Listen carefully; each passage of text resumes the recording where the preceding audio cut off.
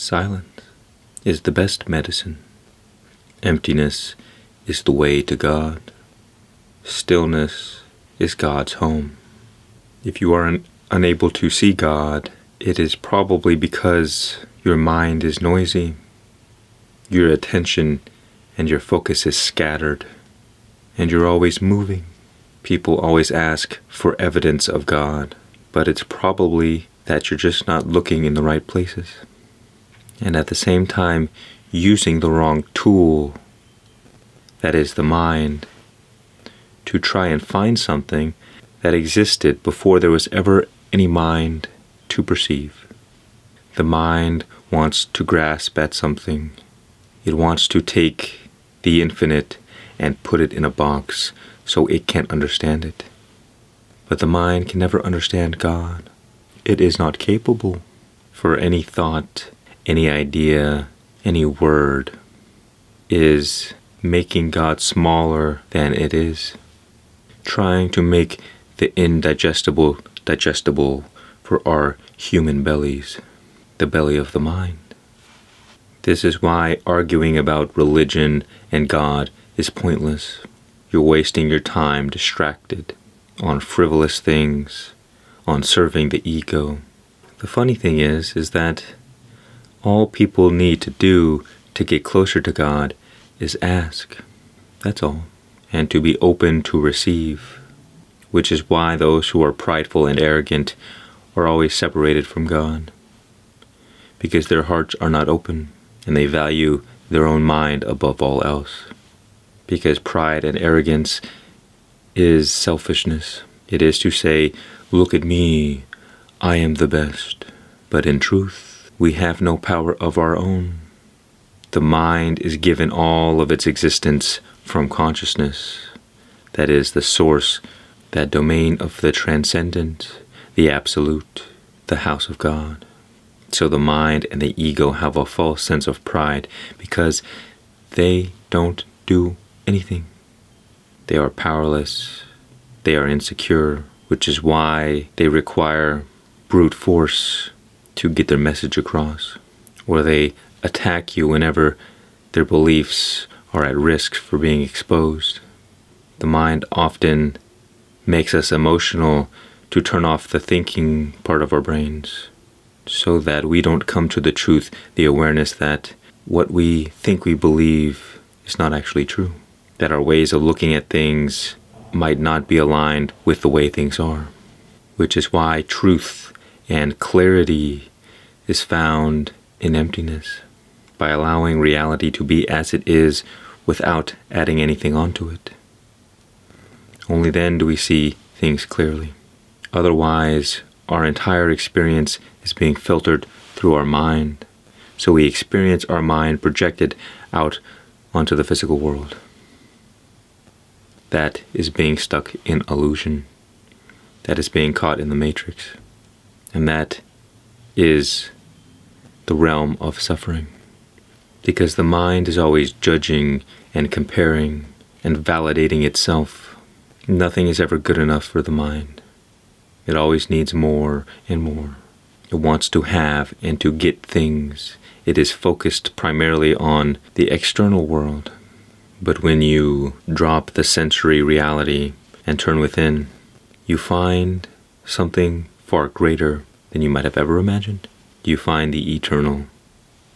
And only until you experience it for yourself will you truly know or truly accept. Which is why it is funny that atheists often want evidence so badly before they believe in God. And I say, why would you believe in anything that you do not have evidence for or direct experience of? Even those who have simple faith, let's say, know instinctively that there is something greater.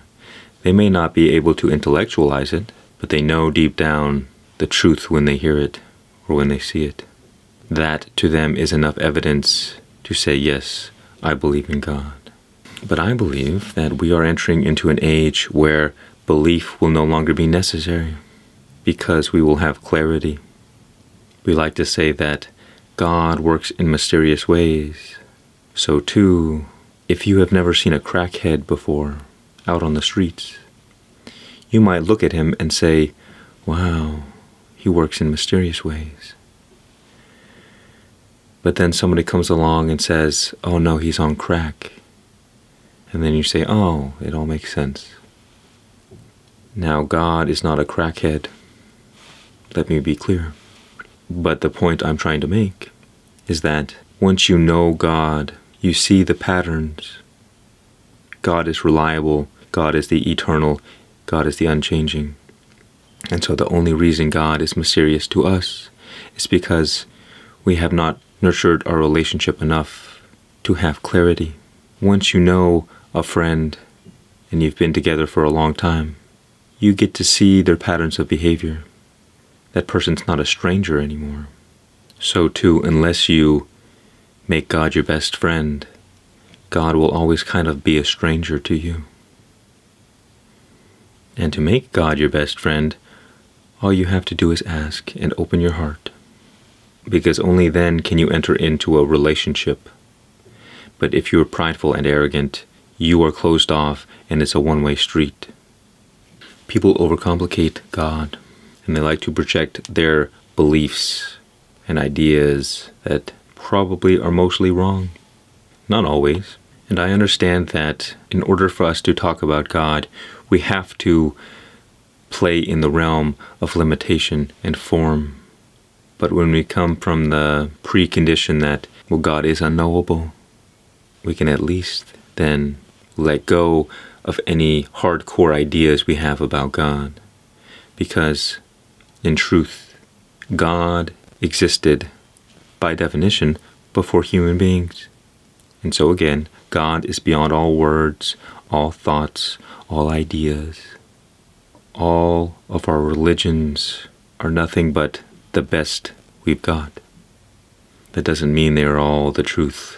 When people argue about religion, it's kind of like, oh, my religion is less wrong than yours. Which is why it is so silly and a waste of time. Better to pray to God alone in a dark room and never speak again and be at one with God than to spend your life talking about God and preaching about God, but never truly tasting, never truly experiencing. People who have strong minds become atheists because the mind is very powerful, and it is the source of all thoughts and perspectives and identities. It is also the source of all selfishness, and that is where pride and arrogance comes from. That pride that cuts us off from the source. Because that consciousness that we are is giving. It is unconditional love. And so, in a way, our minds transmute that energy into love for ourselves. Instead of valuing God, we value the mind. And science becomes our new religion. And again, let me be clear. There is nothing wrong with the mind. There is nothing wrong with science.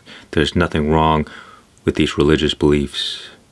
It is our own inefficiencies. It is our own shortcomings. It is our own failures that create destruction.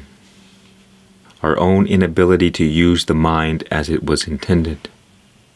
The mind will take a religious idea and use it for power and control and to destroy others and to create suffering.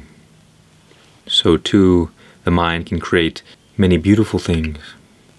I like to kind of point out that when people talk about all of the bad things religion has done, I say, well, religion never deleted over 300,000 people in a few days, pretty much in an instant. Religion didn't create nuclear fusion. It is in that moment where the mind, for the first time, had within its grasp the power of God. So maybe that was a religious experience. You see, it is precisely this selfishness that I've experienced in my own life that keeps you from creating a better world, from creating a more harmonious environment, from living a better life, free from so many problems. Because when you are selfish and when you are prideful, you value the mind and you continue to feed it. Once you have an identity, a strong identification with the mind, it is like a parasite that has complete control over you. And every experience that you have, everything is me and everything else. And so no matter what you do, the mind is always feasting. And that keeps you in a perpetual state of separation. And hell is separation from God. And heaven is union. This is why people who are intellectual, very smart, and have strong minds, they suffer more than everybody else.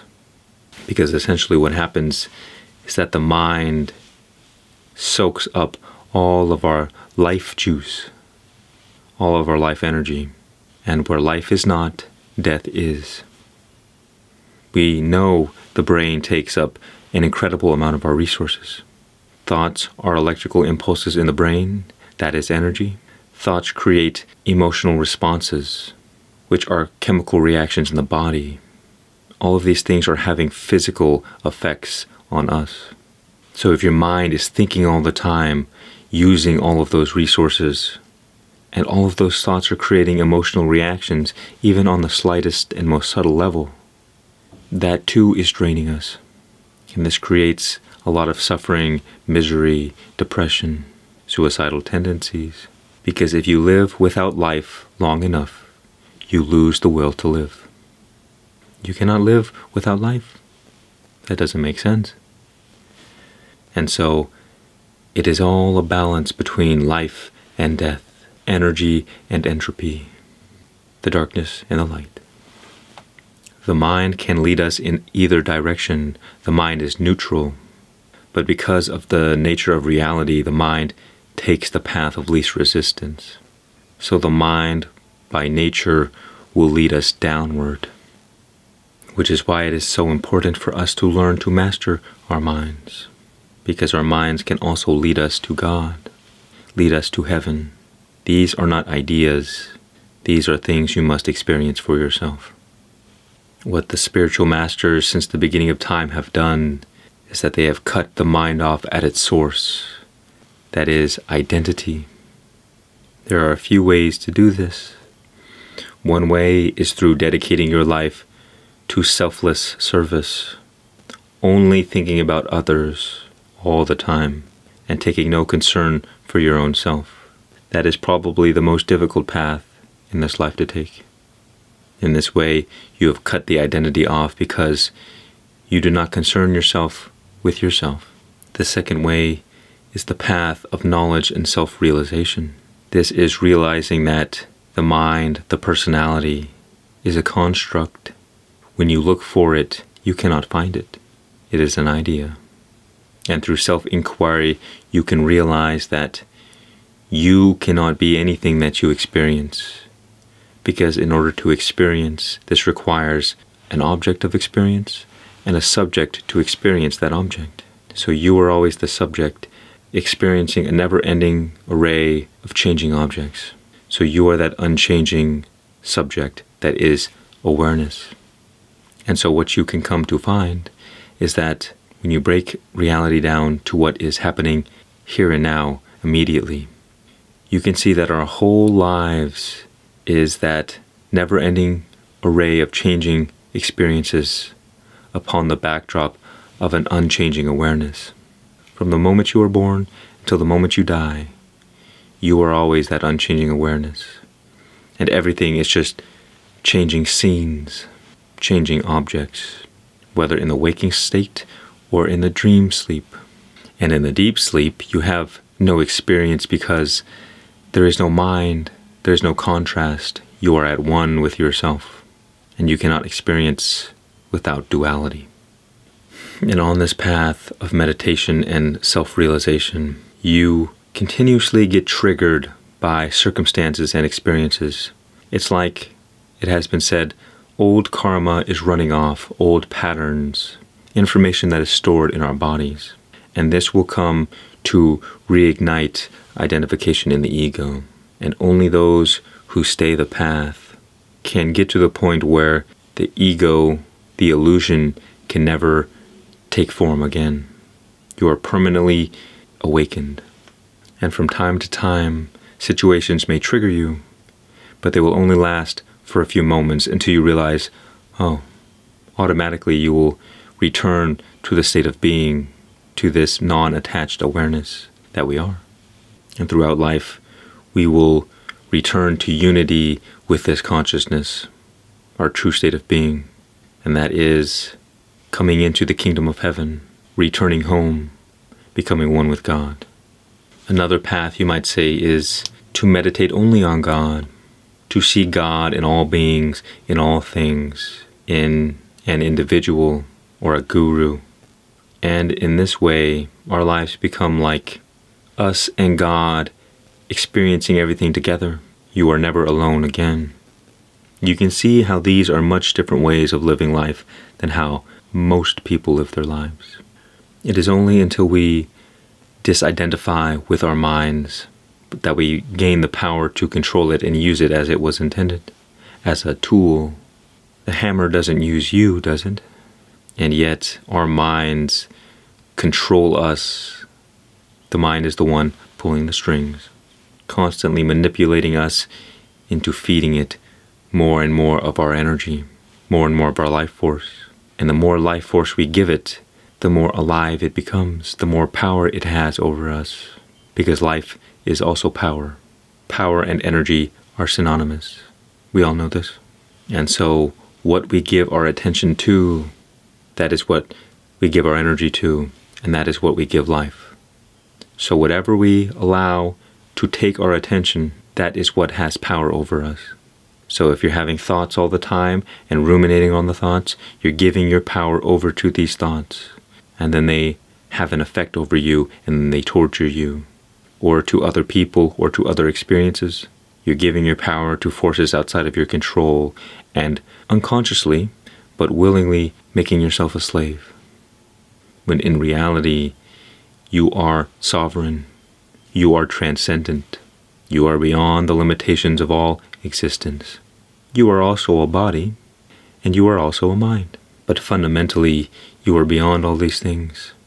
And no experience has any effect over you once you have taken your identity away from that which you are not most truly.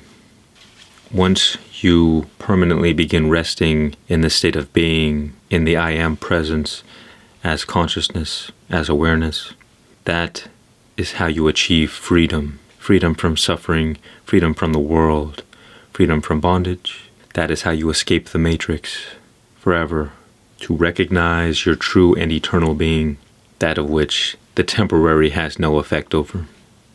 And only in this state, in the state of the kings and queens, can you wield the sword that is the mind and become a master of it.